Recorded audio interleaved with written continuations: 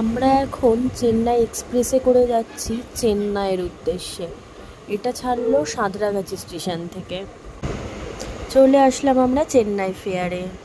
প্রতি বছর এই ফেয়ারটা হয় ফেব্রুয়ারি মাসে। ইভেন আমাদের কলেজও ইনভাইট থাকে, জিসিএলটি কলেজ। বাট সত্যি বলতে মানে কারোরই আসার সময় হয় না আমাদের। তো এই বছরে আমরা চলে এলাম সবাই মিলে চেন্নাই ফেয়ারে। এই ফেয়ারের মধ্যে বিভিন্ন বাইরের দেশের স্টল বসেছে, যেটা হয়তো আমি ক্যাপচার করতে পারিনি, যেমন ইতালি, রাশিয়ান, ফ্রান্সের। আর দেখুন কত সুন্দর অ্যারেঞ্জমেন্ট, কত সুন্দর সাজানো হয়েছে সন্ধ্যাবেলার এই ছবিটা। আর এই ফেয়ারে না আসলে অনেক কিছুই মিস করে যেতাম। অসাধারণ, দারুণ লাগলো এই ফেয়ারে এসে। অনেক কিছু শিখতেও পারলাম, অনেক কিছু শেখার জিনিস আছে এখানে। অনেক কিছুর ভিতরে স্টল ছিল, এখানে বিভিন্ন মেশিনারিরও স্টল ছিল। বেসিক্যালি এটা লেদার ফেয়ার। তারপরেই ফেয়ার থেকে একটা কোম্পানির পার্সোনালি আমাদের ইনভিটেশন ছিল ডিনার পার্টির। তো চলে এলাম সেই ডিনার পার্টিতে, যেটা হচ্ছে চেন্নাইয়ের রামাদা প্লাজা হোটেলে। সারাদিনটা বেশ ভালোই কাটালাম সবাই মিলে, খুব ভালো এনজয় করলাম, বেশ ভালো লাগলো। কাজের পরে সারাদিন একটা নেক্সট দিন আমরা গেলাম মেরিনা বিচে। তারপরের দিনই আমরা ঘুরতে চলে গেলাম কিন্তু কন্যাকুমারী। এটা ছিল আমাদের কন্যাকুমারীর হোটেল। হ্যাঁ, আমরা পৌঁছেছি প্রায় 3:30 AM নাগাদ। এই হোটেলটা ছিল একদম সি বিচের পুরো উল্টো দিকে, আর সামনেই পুরো ছিল বিবেকানন্দ রক হোটেলের সামনে। দেখুন, মানে একদম পুরো ভোরে, তখন বাজে 6:15। তাই আমি কিন্তু এই ফার্স্ট টাইম না সানরাইজ দেখলাম। ঠিক আছে, এটা পুরো অসাধারণ এক্সপিরিয়েন্স হলো, অসাধারণ। পুরো একদম আমাদের রুমের সামনে। আমি টোটালটাই ক্যাপচার করেছি, বাট একটু মানে স্পিডে। সানরাইজটা এত সুন্দর লাগছে।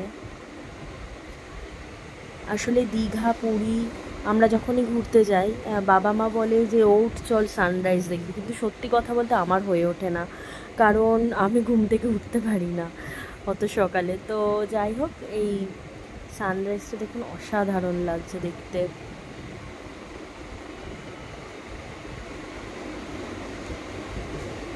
আর পুরোটাই আমি রুমের সামনে থেকে ক্যাপচার করেছি। সাইডে কিন্তু একটা মানে সানরাইজ দেখার জোন ছিল, বাট ওখানে আমার যেতে হয়নি। আমি জাস্ট এই টিফিন করে এসে রুমের বারান্দাতে ব্যালকনিতে এসে দেখছি এই ময়ূরগুলো পুরো আমাদের হোটেলের সামনে, এটা মানে হোটেলের আমাদের মধ্যেই ঘোরাঘুরি করছে। এত সুন্দর একটা দৃশ্য, মানে অসাধারণ পুরো। হ্যাঁ, মানে এখানে যেটা আমি বুঝলাম যে এখানে আমাদের ওখানে যেমন নর্মাল পাখিগুলো ঘোরাঘুরি করে রাস্তার মধ্যে, এখানে হচ্ছে ময়ূর ওই রকম নর্মাল একটা পাখি যেখানে ঘোরাঘুরি করে ওরা। কন্যাকুমারীতে মানে ময়ূর হচ্ছে কমন ব্যাপার, যারা রাস্তায় নর্মাল ওরা ঘুরে বেড়াচ্ছে। এত সুন্দর লাগলো, কিন্তু দুঃখের বিষয় একটা পালক পেলাম না ওদের অরিজিনাল। এত সুন্দর লাগছে দেখতে না, অসাধারণ। মানে আর কত কি নতুনত্ব দেখতে হবে জানি না। প্রিয়া ময়ূরের পালক নেবে বলে ছুটে গেল, বাট পেল না, অন্য আরেকজন নিয়ে নিয়েছেন। এগুলো হচ্ছে কন্যাকুমারীর আশেপাশে যেসব মন্দিরগুলো আছে সেই সব মন্দির। এবার আমরা চলেছি বিবেকানন্দ রকের উদ্দেশ্যে।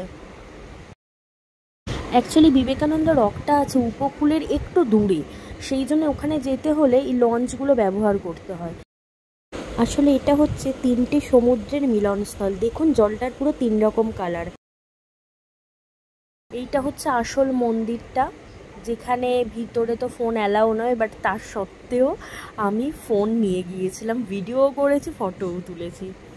বুঝতে পারিনি, ধরা পড়ে গেলে প্রবলেম হতো। তবে এগুলো ক্যাপচার না করলেই নয়। এটা হচ্ছে প্রে করার প্লেস।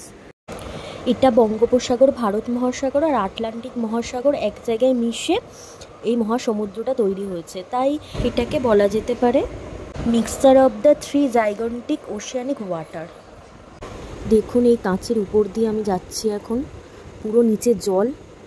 আর এটা আমি এখন যাচ্ছি মিউজিয়ামের দিকে, যে মিউজিয়ামটা নতুন হচ্ছে। এটা বিবেকানন্দ রকের নাইট লাইট শো চলছে।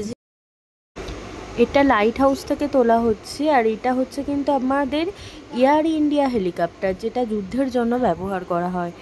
আর এটা এখনই টেক অফ করবে, সেইটারই একটা অসাধারণ ছবি। দারুণ লাগছে মানে দৃশ্যটা দেখতে।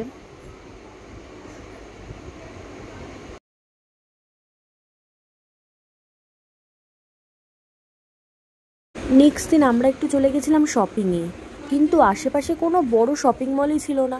তো তার জন্য আমাদের প্রায় 6 কিলোমিটার দূরে যেতে হয়েছিল গাড়িতে করে। তবে এই যে শপিং মলটা দারুণ সাজানো ছিল। এখানকার কিন্তু সাজগোজগুলো আমাদের ওখানের থেকে অনেকটাই আলাদা, এটা স্বাভাবিক হবেই তো। এখানে কিন্তু নিত্যদিনের খাবারের মশলাটা খুব কম দাম। আর এটা হচ্ছে মহাবলীপুরম। এই বেশ সুন্দর ঘোরাঘুরি করে এবার আমরা বাড়ির দিকে রওনা দিলাম।